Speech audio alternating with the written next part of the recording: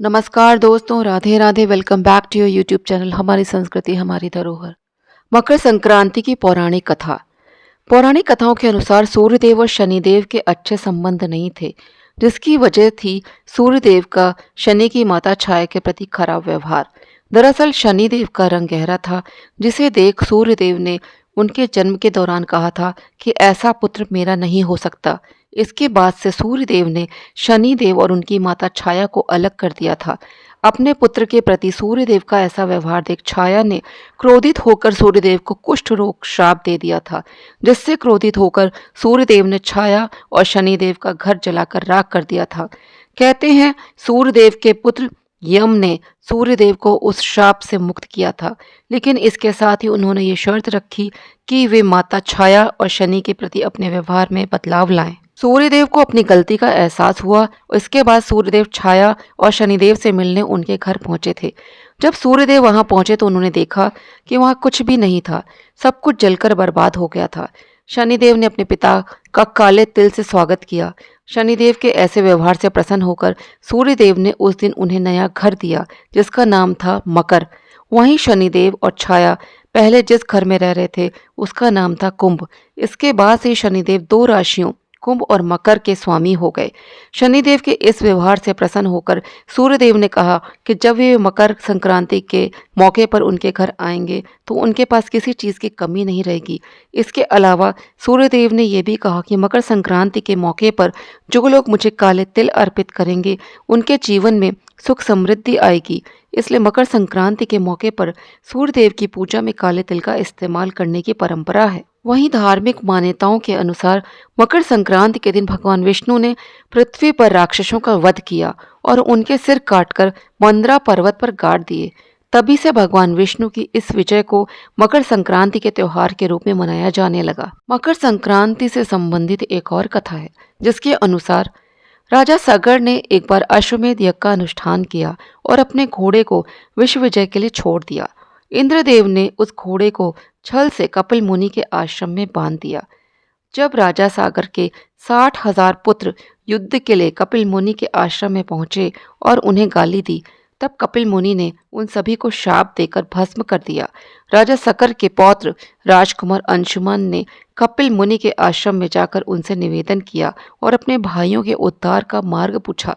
तब कपिल मुनि ने बताया कि इनकी मुक्ति के लिए गंगा जी को पृथ्वी पर लाना होगा। राजकुमार अंशुमान ने प्रतिज्ञा की कि जब तक गंगा जी को पृथ्वी पर नहीं लाया जाएगा तब तक उनके वंश के किसी भी राजा को शांति नहीं मिलेगी। उनकी प्रतिज्ञा सुनकर कपिल मुनि ने उन्हें आशीर्वाद दिया।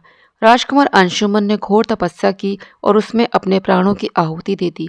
भागीरथ राजा दिलीप के पुत्र और अंशुमन के पौत्र थे। राजा भागीरथ ने घोर तपस्या करके गंगा जी को प्रसन्न किया और उन्हें पृथ्वी पर लाने के लिए राजी किया। उसके बाद भागीरथ ने भगवान शिव की तपस्या की कि महादेव गंगा जी को अपने बालों में धारण करें और गंगा का जल धीरे धीरे वहां से पृथ्वी पर प्रवाहित करें। भागीरथ की कठिन तपस्या से महादेव प्रसन्न हुए और उन्हें मनचाहा वरदान दिया। इसके बाद गंगा जी महादेव के केशों में समाहित होकर पृथ्वी पर प्रवाहित हो गई। गंगा द्वारा निर्देशित भागीरथ कपिल मुनि के आश्रम में गए, जहां उनके पूर्वजों की राख मोक्ष की प्रतीक्षा कर रही थी। भागीरथ के पूर्वजों का गंगा जी के पवित्र जल से उद्धार हुआ था। उसके बाद गंगा जी समुद्र में मिल गईं। जिस दिन गंगा जी कपिल मुनि के आश्रम पहुंची उस दिन मकर संक्रांति का दिन था। महाभारत काल के महान योद्धा भीष्म पितामह ने भी अपनी देह त्यागने के लिए मकर संक्रांति का ही चयन किया था। इस त्योहार को अलग अलग प्रांतों में अलग अलग नाम से मनाया जाता है। मकर संक्रांति को तमिलनाडु में पोंगल के रूप में, तो आंध्र प्रदेश, कर्नाटक व केरला में यह पर्व केवल संक्रांति के नाम से जाना जाता है। यशोदा जी ने जब कृष्ण जन्म के लिए व्रत किया था तब सूर्य देवता उत्तरायण काल में पदार्पण कर रहे थे और उस दिन मकर संक्रांति थी। कहा जाता है तभी से मकर संक्रांति व्रत का प्रचलन हुआ। आज मैं आपको एक और कहानी मकर संक्रांति की सुनाने जा रही हूँ, जो कि धर्मराज जी से जुड़ी हुई है।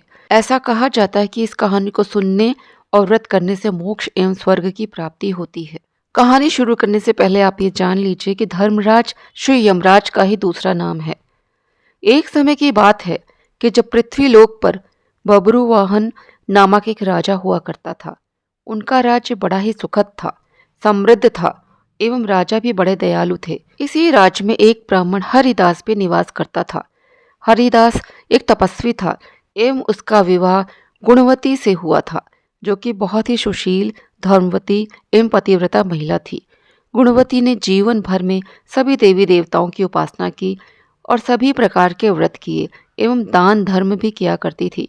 इसके अलावा अतिथि सेवा को भी वह अपना धर्म मानती थी। ऐसे ही हंसी खुशी और ईश्वर की उपासना करते हुए वह वृद्ध हो गई। जब उसकी मृत्यु हुई तो यम धर्मराज के दूत उसे अपने साथ धर्मराजपुर ले गए। यमलोक में सुंदर सिंहासन पर धर्मराज विराजमान थे। उनके ही पास में चित्रगुप्त भी बैठे थे। आपको पता ही होगा कि चित्रगुप्त के पास भी सभी प्राणियों के पाप पुण्य का लेखा जोखा होता है। चित्रगुप्त प्रभु को प्राणियों का लेखा जोखा सुना रहे थे। तभी वहां यमदूत गुणवती को लेकर पहुंचे। गुणवती उन्हें देखकर थोड़ी भयभीत हुई और मुंह नीचे करके खड़ी हो गई।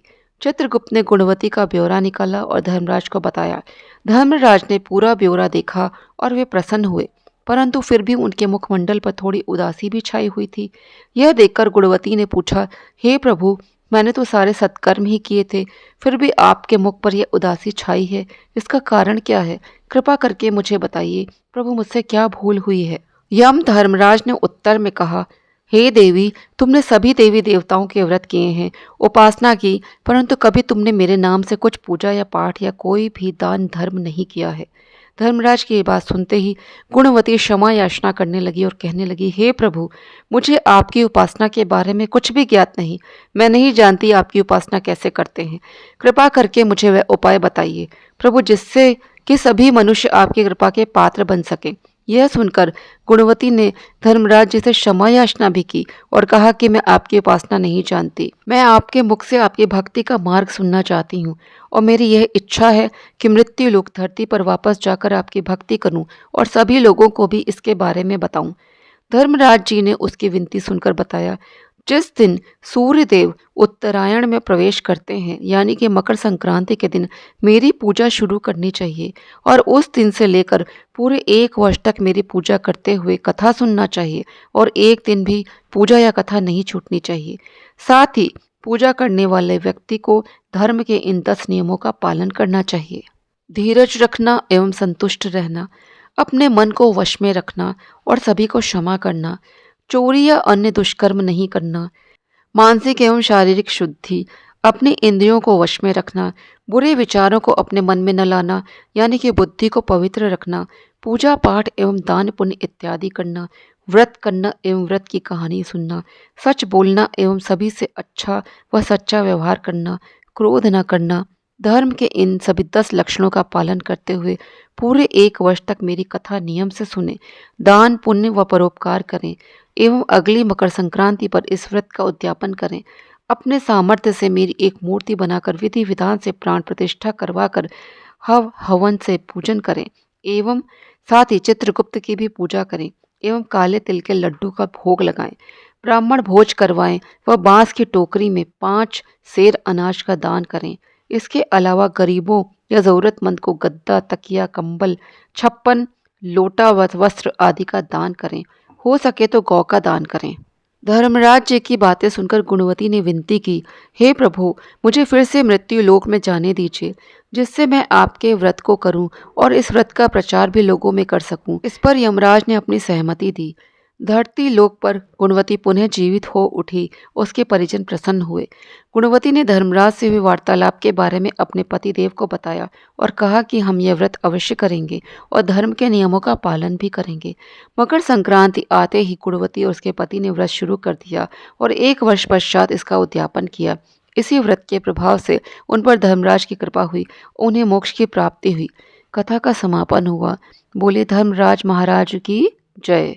दोस्तों, आज का वीडियो मैं यहीं पे समाप्त करती हूँ। वीडियो यदि आपको पसंद आया तो उसको लाइक करें, शेयर करें। चैनल पर पहली बार आए हो तो चैनल को सब्सक्राइब ज़रूर करें। आप सभी को मकर संक्रांति की हार्दिक शुभकामनाएं।